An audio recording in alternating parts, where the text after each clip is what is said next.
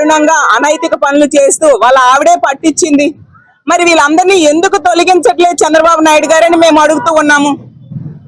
BR Naidu అనే వ్యక్తిని తొలగించకపోవడం వల్ల మిగతా టెంపుల్స్ లో ఉన్న చైర్మన్లు కూడా అవే తప్పుడు పనులు చేస్తూ అడ్డంగా దొరుకుతూ ఉన్నా కూడా వాళ్ళను కూడా తొలగించకుండా ఉండే పరిస్థితి మనం చూస్తూ ఉన్నాము. ఎప్పటికైనా కళ్ళు తెరవండి. ఇతన్ని తొలగించకుండా ఉండడానికి కారణం ఏంటి? ఎంత అపచారాలు జరిగాయి అతను టీటీడీ చైర్మన్ అయ్యాక.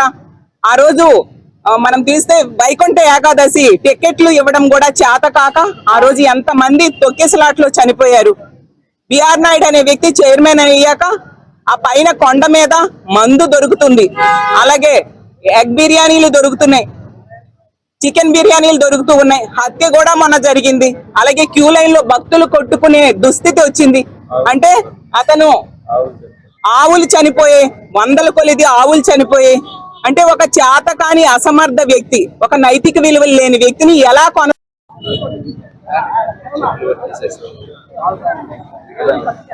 తిరుమల తిరుపతి పవిత్రత గురించి, తిరుమల తిరుపతి సంబంధించినటువంటి లడ్డు విశిష్టత గురించి ప్రపంచవ్యాప్తంగా అందరికీ కూడా తెలిసింది.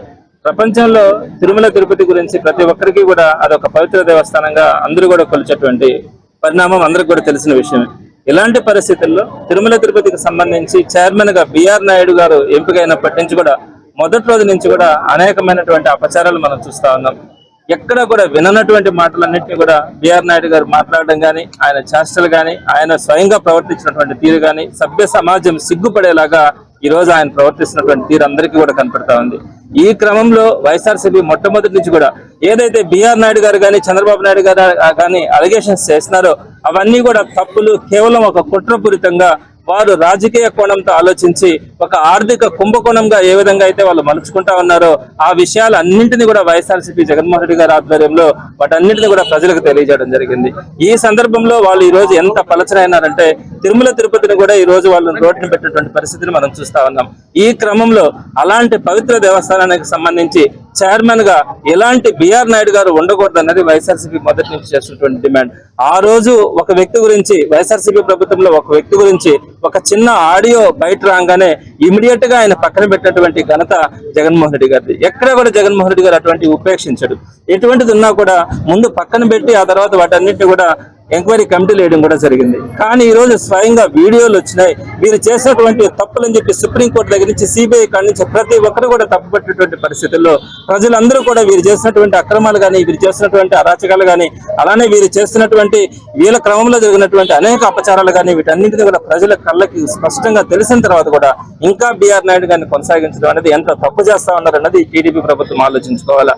అయితే ఇటీవల కాలంలో మరింత ఉత్సాహంగా మీరు ఏం చేస్తారు, ఏం చేసుకుంటారు అన్న రీతిలో బిఆర్ నాయుడు గారు టెంపుల్స్ లో తిరగడం కానీ, టెంపుల్స్ లో ఆయన చేస్తున్నటువంటి ఓవర్ యాక్షన్ కానీ ఈ రోజు చూసిన తర్వాత ప్రజలందరూ పడుతున్నటువంటి వేదనను ఈ రోజు వైఎస్ఆర్సీపీ మరొకసారి డిమాండ్ చేస్తా ఉంది.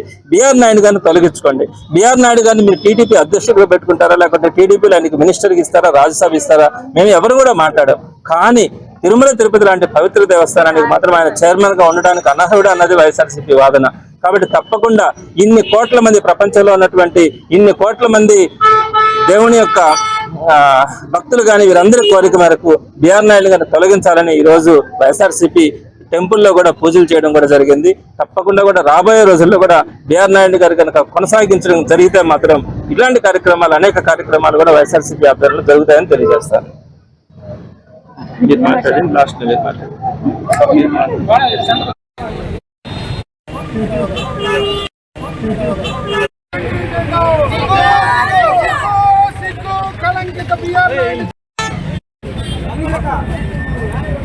रोड